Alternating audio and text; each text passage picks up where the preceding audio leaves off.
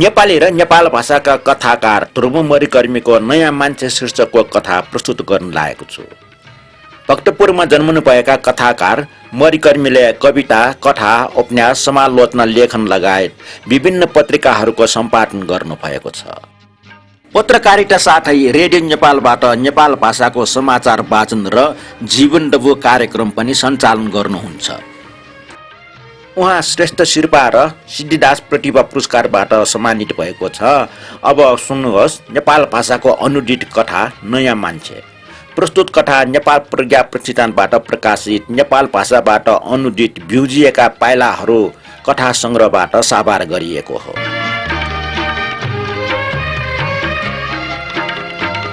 ओ त्यहाँ पुग्दा शिवसुन्दर दाइ त उठेकै रहन्छ। उसले आज त अवश्य काम बन्ने पो भन्दै हलुङ्गो अनुभव गरियो। कति दिन भइसक्यो उसले शिवसुन्दर दाइले भेट्न खोजिरहेको हो। ऊ झसङ्ग भएर बिउज्यो। बिउजना साथ नै जराक्क जुरुक्क उठिहाल्यो। हतार हतार खाटबाट ओर्लेर झ्यालमा लागेको पर्दा उगारेर हेऱ्यो। बाहिर मिरमिर भइसक्यो रहेछ। झ्याल खोल्यो। एक अन्जुली चिसो हावा मुखमा छ्याप्प लाग्यो। छिट्टो छिट्टो टुथपेस्ट र ब्रुस लियो र चोकमा गयो। धारा खोलेर एक अन्जुली पानी मुखमा हाल्यो। कुल्ला गरी दाँत माझ्यो। हतार हतार मुख धोयो। मुख पुस्दै माथि कोठामा गयो। कोठामा पुग्ना साथ लुगा लगाइहाल्यो। खल्तीमा सानो रुमाल छ कि हेऱ्यो। अर्को खल्तीमा पर्स छ कि छैन भनेर छाम्यो। कमिजको खल्तीमा कलम राख्यो अनि खुरखुरु कोठाबाट बाहिर निस्किहाल्यो। माथि कौशिनेरको पूजा कोठामा आमा घन्टी बजाएर भगवानको नाउँ लिई पूजा गरिरहेकी छिन्। उसले आमासँग एकछिन बाहिर गएर आउँछु भनेर सोध्न पनि बिर्स्यो। चोकमा पानी लिन आउनेहरू एक दुईजना भइसकेछन्। उसले छिडीमा राखेको बाइक निकालेको बेला आमाले बिगलबाट बोलाइन्, एकैछिन पर्ख बाबु, म चिया लिएर आउँछु। तर उसले सुनेन। एक त उसले कतै जाने हतार, त्यसमाथि अगाडिको कल्याङ मल्याङ आवाजले उसको कानमा अर्को केही पसेन। चार तल माथिबाट बोलाएको उसले कसरी सुन्नुहोस्। सुनेकै भए पनि उसलाई आज चिया खाइरहने समय छैन। आज पनि भेट्न सकिएन भने बर्बादै हुन्छ। आज त जसरी भए पनि भेट्न परेको छ। धेरै दिन भयो उसले शिवसुन्दर दाइलाई एकान्तमा भेट्न खोजिरहेको। कामै त्यस्तो। ऊ सरासर शिवसुन्दर दाइको घरतर्फ लाग्यो। शिवसुन्दर दाइ अचेल सत्तासीन पार्टीको जिल्ला स्तरको नेता। जिल्लाकै नेता भए पनि उसको हैसियत राष्ट्रिय स्तरको नेता भन्दा कम छैन। देशमा प्रजातन्त्र ल्याउन धेरै पटक जेल जीवन बिताइसकेका अरूका लागि शिवसुन्दर नेताजी भए पनि उसको निम्ति त नेता भन्दा शिवसुन्दर दाइ हो। उससित साह्रै नजिकको सम्बन्ध छ। शिवसुन्दरसित उसको सम्पर्क अहिलेको मात्र होइन, देशमा प्रजातन्त्र आउनुभन्दा धेरै वर्ष अघिदेखिको हो। एउटै टोलका नभए पनि बसाइ त्यति टाढा होइन। पहिला त बिहान बेलुका प्राय सरी जसो सँगसँगै हुन्थ्यो।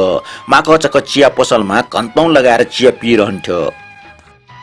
साँचेर भए कहिले सल्लाहकारी स्ट्रिट गणेश मन्दिर र कहिले सिद्धपोखरी त कहिले दरबार स्क्वायर अनि कमल विनायक घुम्न गइन्थ्यो। बिहानी पख भने सरै माखचकै चिया पसलमा जान्थ्यौँ। त्यति बेला भेट नभएको दिन नै हुन्न थियो।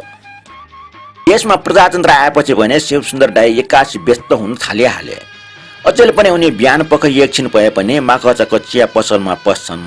तर अब उनलाई घेर्नेहरू निकै भइसके। घरमै भेट्न आउनेहरू तन्न हुन्छन्।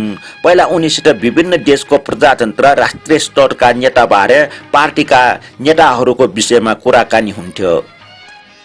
उनको निर्देशनमा प्रहरी प्रशासनको आँखा छलेर पोस्टर टाँच्ने, कहिलेकाहीँ त पर्चा छर्ने काम गरिन्थ्यो।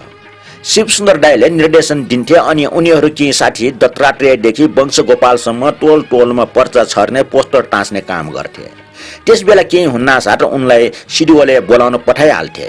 आजभोलि भने सिडिओले बडो आदर गरेर फोन गर्छन् या आफै दौडेर भेट्न आउँछन्। हिजो उसलाई पक्रन आउने पुलिसले त अचेल देख्नासाथ सलाम गर्छ। ओ शिवसुन्दर दाइको घरमा पुग्यो। मूल ढोका अझै खुलेको थिएन। उसले ढोका टकटक्यायो। तल्को भन्दै कोही भर्याङ ओर्लेको आवाज सुनियो।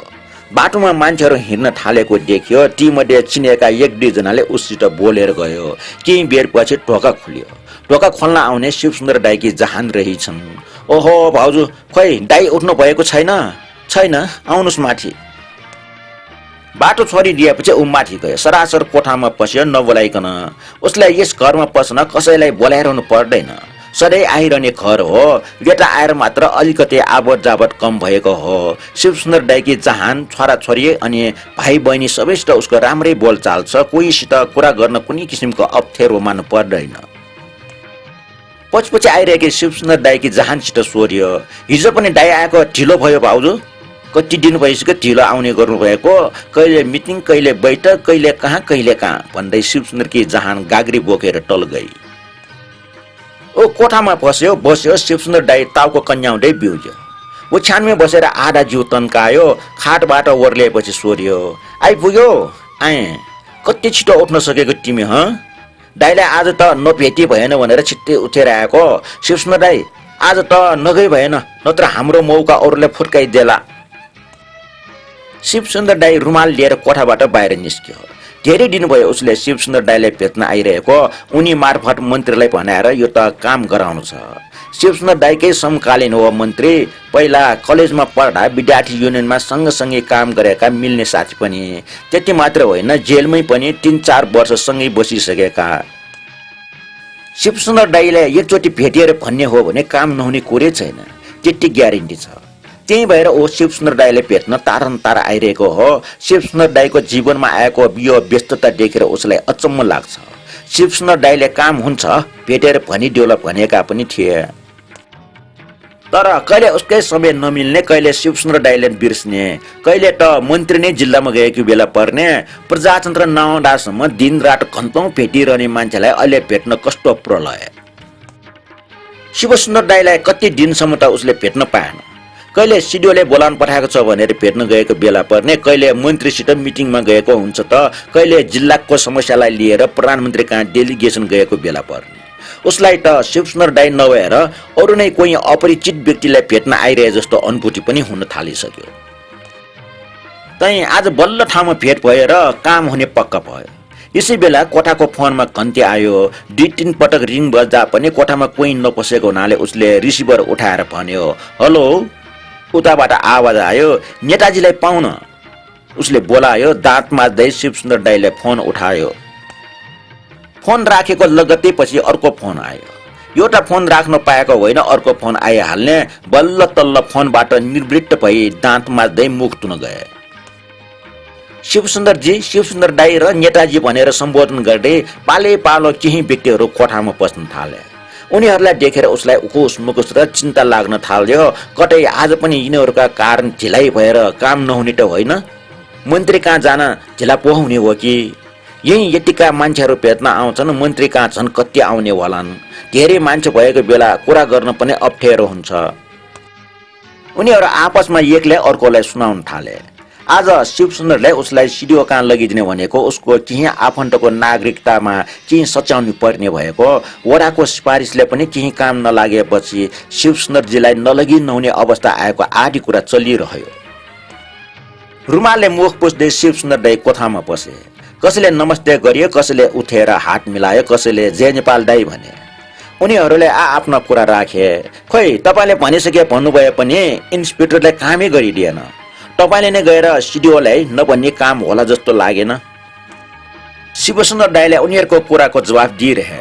आफूले राम्रोसँग भनिदिएको हो, के गर्न अचेल भन्नासार काम गर्न गाह्रो मान्छन्। म आज फेरि पार्टी अफिसमा गएर भनिदिउँला। उनीहरूको कुरा गराइले उसलाई आफ्नो काम नहोला कि भनेर छटपटी हुन थाल्यो। उसले पनि अगाडि बढेर भन्यो, शिवसुन्दर दाइ आज त बेलैमा पुग्नु पर्ला कि? हुन्छ, शिवसुन्दर दाइले भने। यसै बेला तल कसैको गाडीको हर्न बजेको र क्याच्च गरेर रोकिएको आवाज सुनियो। त्यसको लगत्तै पछि भर्याङमा टक टक्क आवाज आउने गरी कोही आयो। कोठाको ढोकामा एकजना सुतेट बुटेट व्यक्ति देखियो। आगन्तुकलाई देख्नासाथ त्यसले बोल्नुभन्दा पहिले शिवसुन्दर दाइले भने, ओहो आइपुग्नु भयो, एकैछिन है म लुगा लगाइहाल्छु। लुगा लगाएर कोठामा आएर शिवसुन्दर दाइले भने, तपाईँहरू भोलि आउनुहोस् है, आज म उहाँसित एउटा अपोइन्टमेन्टमा लगै नहुनेछ। चिया आउन लाग्यो, चिया खाएर मात्र जानु होला है। यति भन्दै शिवसुन्दर दाइ त्यस सुटेट बुटेट आगन्तुकसित गाडीमा बसेर सरर गइहाले।